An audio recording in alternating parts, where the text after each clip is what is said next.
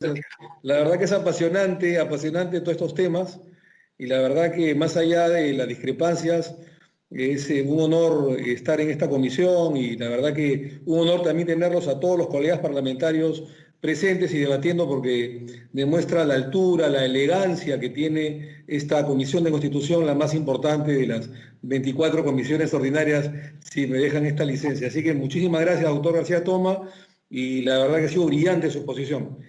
Eh, Doctor Domingo García Belaunde, por favor, adelante con muchísimo afecto con sus respuestas a las preguntas que modestamente le hemos hecho a los distinguidos colegas parlamentarios. Adelante, doctor García Belaunde. Buenas, ¿me escucha usted o no? ¿Me escucha? Por supuesto, adelante, todos lo escuchamos muy atentos. No, que no preguntaba por mí, sino porque no aparecía claro en mi pantalla. Bueno, muchas gracias. Debo decir que estas 3 horas han sido fatigantes, pero interesantes por todo lo que se ha dicho.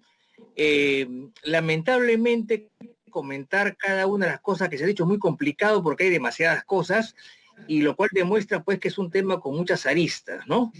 Yo me quiero centrar en cosas muy pequeñas porque gran parte de ellas me las ha robado, entre comillas, Víctor García Toma, que tiene esa mala costumbre, ¿no? Me precede y se agarra mis ideas, pero en buen tono, por supuesto, ¿no? Yo pienso que el Congreso se ha desprestigiado solo, por un lado, lamentablemente, y por otro lo han desprestigiado. Seamos realistas, desde que llegó el señor Vizcarra al poder, lo único que ha hecho es echar lodo al Congreso, así de simple, y lo que es peor, ayudado por una prensa servil. Eso hay que ser muy claro. Mercenaria o no, no me interesa, pero una prensa que es monótona, así de simple. Eso es parte.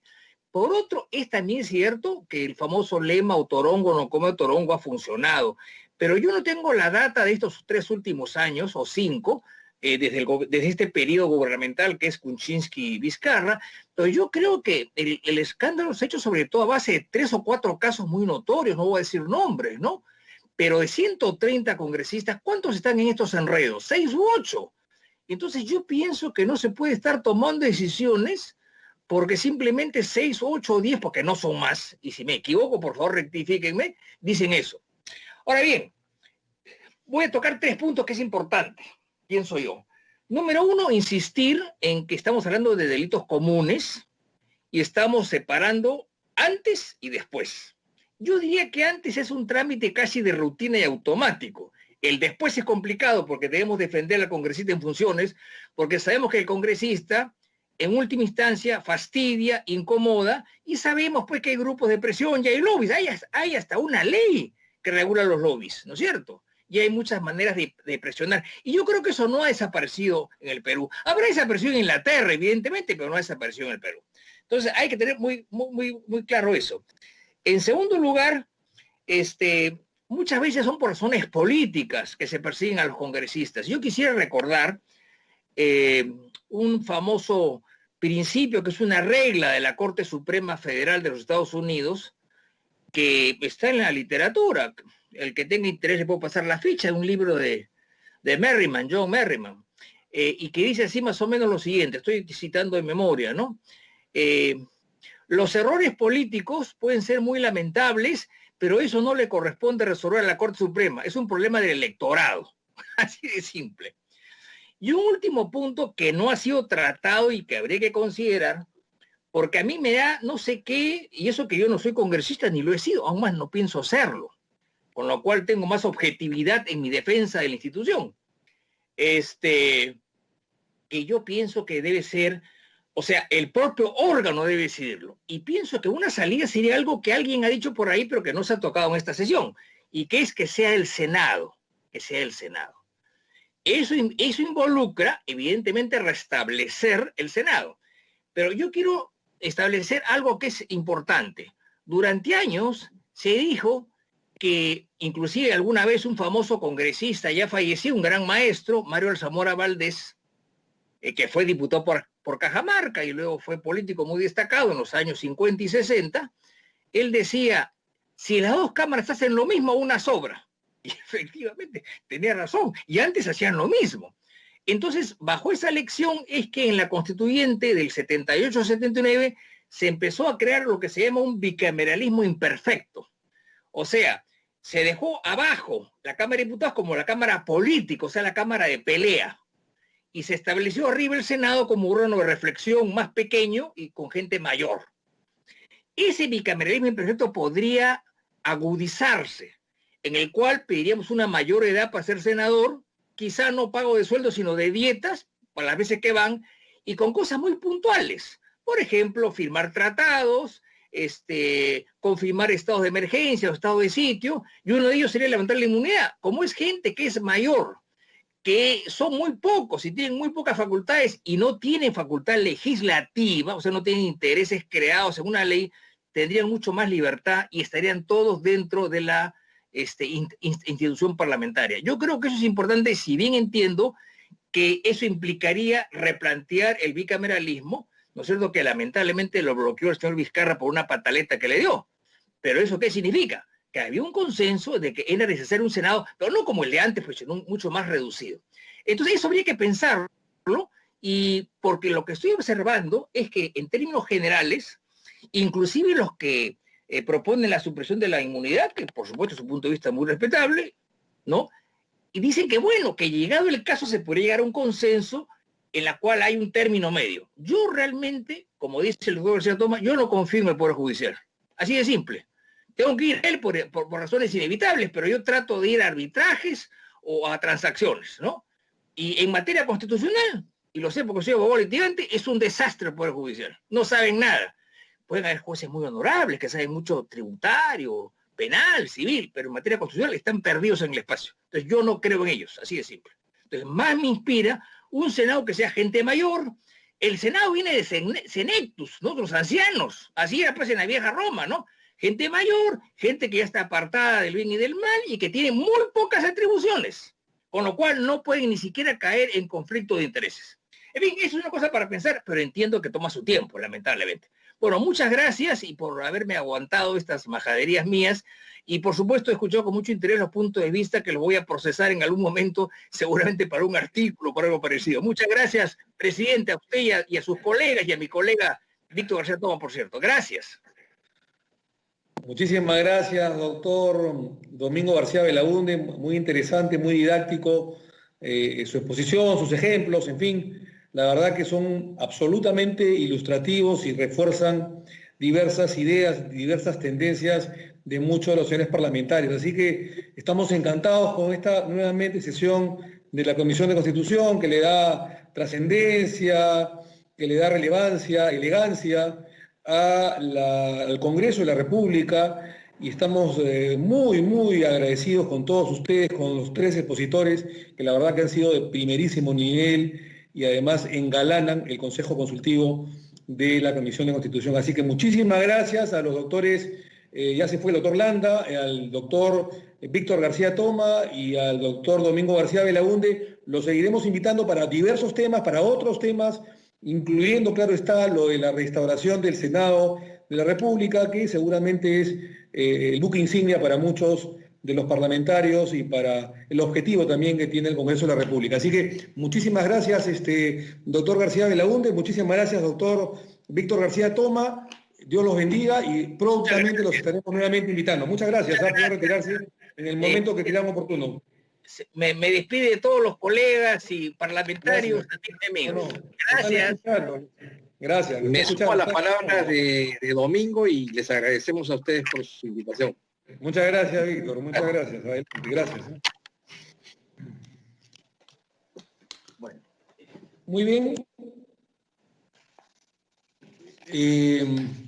Solo para terminar, digamos, la sesión, yo les agradecería unos pequeños minutos, porque estamos en la parte final, habiendo escuchado las brillantes exposiciones de los ilustres juristas invitados sobre la eliminación y regulación de la inmunidad parlamentaria y los proyectos de ley. Justamente quiero presentar, para que brevemente, o el tiempo que considere necesario, el congresista Luis Carlos Simeón Hurtado, que el día de ayer estuvo invitado para exponer, pero que se tuvo que disculpar y pedir licencia excusándose porque se le cruzaba con otra sesión, me parece que la de Transportes y Comunicaciones, tuvo que salir brevemente de la sesión de ayer ordinaria. Nos ha pedido brevemente una exposición para sustentar su proyecto de ley.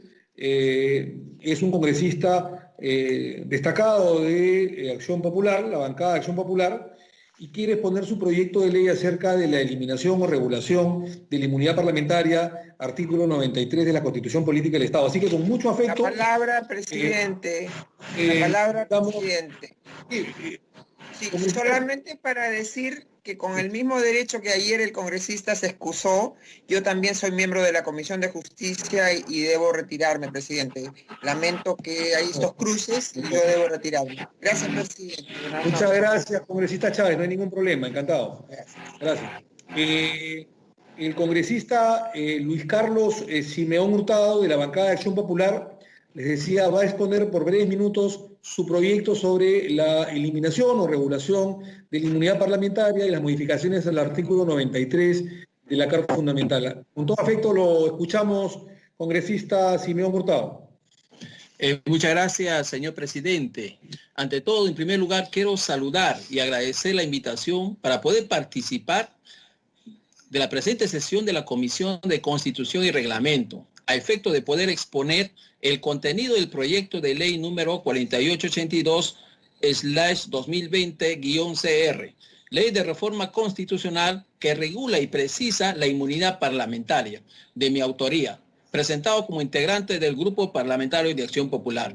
Este proyecto nace, señor presidente, ante la necesidad de dejar en claro a la población peruana que la inmunidad no es impunidad, sino es una garantía propia del Parlamento y no de los congresistas.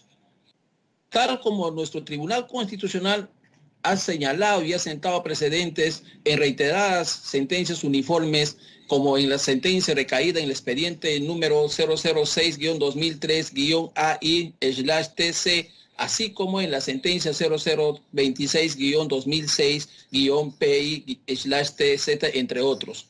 Colegas congresistas, todos hemos sido testigos como parlamentarios, y los parlamentarios anteriores han mal utilizado e interpretado esta figura jurídica, dejándonos una sensación de impunidad o de blindaje, la cual ha generado una gran pérdida de legitimidad y de institucionalidad del Congreso de la República. En noviembre del año 2019, el 90% de la población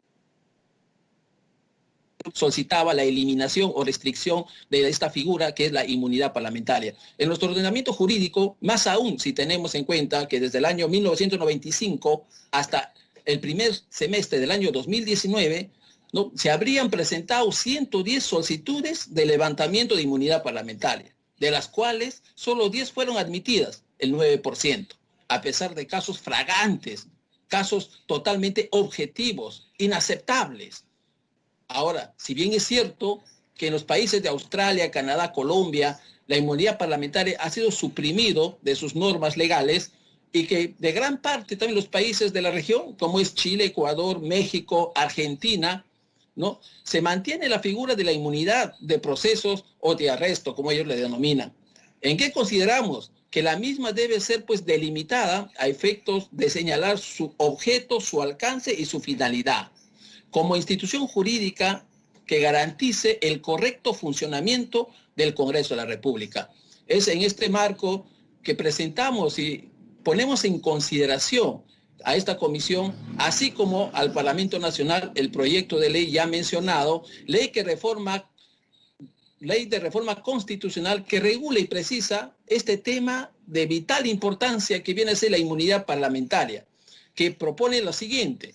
En primer término, el objeto de esta presentación, justamente de esta propuesta, es modificar el artículo 93 de la Constitución Política del Estado, a efectos de regular y precisar los alcances de la inmunidad parlamentaria como institución jurídica que va a garantizar el correcto funcionamiento de nuestro Congreso de la República.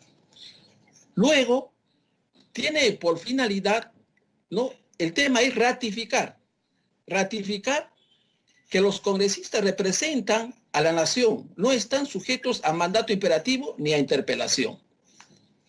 De la misma manera, nosotros creemos y tenemos que precisar que en el texto original se tiene que plasmar lo mismo, el artículo 23 en el primer párrafo. De la misma manera tenemos que precisar también, texto siguiente, que no serán responsables ante la autoridad ni órgano jurisdiccional alguno por las opiniones. Acá tenemos que nosotros precisar por las opiniones, comunicaciones, requerimientos, denuncias, propuestas, expresiones, votos o cualquier acto vinculado estrictamente a la función legislativa, de representación o de control político o de fiscalización, que formulen o realicen en el estricto cumplimiento de del ejercicio del cargo de congresista. Es decir, la inmunidad parlamentaria se restringe a hechos vinculados estrictamente a la función congresal. Así podemos advertir luego que en caso de que ocurra la comisión de delitos comunes por parte de algunos congresistas, se delegan las facultades de levantar la inmunidad parlamentaria a pedido del Poder Judicial. Nosotros creemos, ¿no? Creemos importante de restablecer la facultad que tiene la Junta Nacional de Justicia.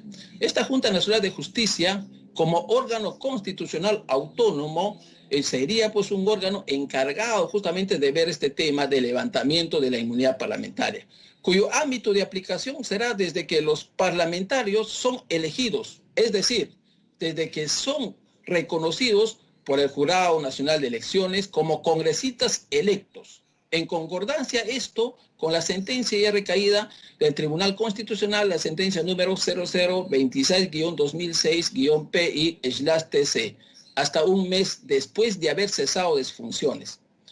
El objeto de esta disposición, señor presidente, es que el Congreso de la República ya no tenga más competencias a efectos de reducir la politización de las denuncias y que el levantamiento de la inmunidad sea objeto, ¿no?, de negociaciones o venganzas políticas. Es decir, en esta etapa debemos merituar que el inicio del proceso penal sea por la existencia de una motivación de carácter estrictamente legal o no, o de índole político, racial, religioso u otro de naturaleza discriminatorio, lo cual es acorde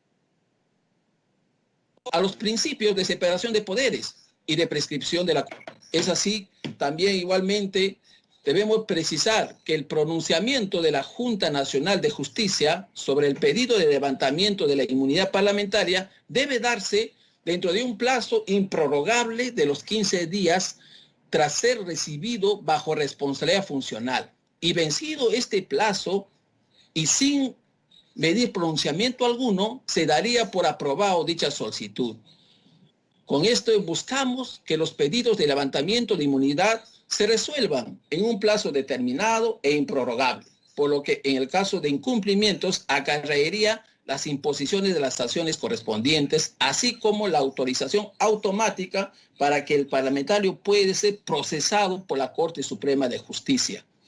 Es bajo estos criterios que proponemos también que los pedidos de levantamiento de la inmunidad parlamentaria se resuelvan en estricto cumplimiento de un debido proceso y del derecho a la defensa. Por otro lado, la inmunidad parlamentaria podrá ser levantada a solicitud del propio congresista. Con ello, estimado presidente, lo que buscamos que con esta sola solicitud se puede dar inicio al proceso penal contra el parlamentario denunciado. Esto, sin pronunciamiento alguno de la Junta Nacional de Justicia o del Congreso de la República. En caso de ser detenidos por un delito flagrante, el congresista será puesto inmediatamente a disposición de la Corte Suprema de Justicia de la República, con conocimiento del Congreso de la República, el fiscal de la Nación y de la Junta Nacional. Que se requiere decisión alguna respecto al levantamiento de su inmunidad parlamentaria, lo cual creo que es innecesario, con lo cual se establece la norma clara que en caso de flagrancia de la comisión de un delito común, el congresista no cuenta con inmunidad de arresto ni de proceso, debiendo ser procesado conforme lo dice la normativa procesal penal vigente y la Constitución Política del Estado. En ese mismo sentido, precisar que no será necesario el levantamiento de la inmunidad para la detención o continuación del juzgamiento de un congresista por los procesos iniciados antes de su elección, no requiriéndose, por lo tanto, pronunciamiento alguno de la Junta Nacional de Justicia o del Congreso de la República. Aquí se deja en claro que los parlamentarios que tengan proceso penal iniciados con anterioridad a su elección deberán continuar sin restricción alguna, no siendo necesario a su vez pronunciamiento de la Junta Nacional de Justicia o del Congreso de la República. Se señala también que no cabe el levantamiento de la inmunidad respecto a acciones de naturaleza diferente a la penal que se ejerce en contra de un congresista. Esto será para casos de naturaleza civil, laboral, comercial, administrativo, entre otros, regulados por cada ley de su materia. Igualmente, se establece que los procesos penales contra un congresista que se derivan del levantamiento de la inmunidad parlamentaria o de la comisión de un delito fragante son de competencia exclusiva de la Corte Suprema de Justicia. Y esto también se dispone que corresponde al Pleno del Congreso, con el voto de 2/3 del número legal de sus miembros, es decir, con 87 votos, suspender o no al congresista mientras dure el proceso iniciado en su contra, cuando se trata de delitos dolosos con pena privativa a 4 años. Al respecto, también cabe señalar que esta suspensión no reviste de naturaleza sancionatoria ni supone un prejuicio respecto a la responsabilidad penal alguna, ilícito común, sino se trata de evitar que se ponga en peligro el normal desarrollo de la investigación en su contra, a partir del poder que ejerce o podría ejercer desde el Congreso de la República. Finalmente, se precisa que la inmunidad parlamentaria solo garantiza el funcionamiento del Congreso de la República, con lo cual, a nivel constitucional, se establecerá de forma clara que la inmunidad parlamentaria está destinado fundamentalmente a la constitución y funcionamiento del Congreso, y no como un derecho o prerrogativa individual de los congresistas o de los parlamentarios. Con estas modificaciones, estimados colegas congresistas, señor presidente, lo que buscamos es la mejora de la legitimidad del Congreso de la República, así como el sistema político en general, al evitarse que la calificación de una denuncia por un delito común sea interpretado como parte de una negociación política o de blindaje, en concordancia con los principios de separación y equilibrio de poderes, orden democrático y de un Estado de Derecho, que es lo que nosotros exigimos y reclama el pueblo peruano. Señor presidente, muchas gracias. Muchísimas gracias al congresista Luis Carlos Simeón Hurtado por su interesantísima exposición y fundamentación de su proyecto de ley sobre la modificación o regulación del artículo 93 de la Constitución Política del Estado de Perú sobre la inmunidad parlamentaria. Antes de terminar, si algún congresista de la República tuviera algún comentario con respecto al proyecto del congresista Simeón Hurtado, este es el estadio procesal correspondiente para poder hacerlo. ¿Algún congresista tiene algo que agregar?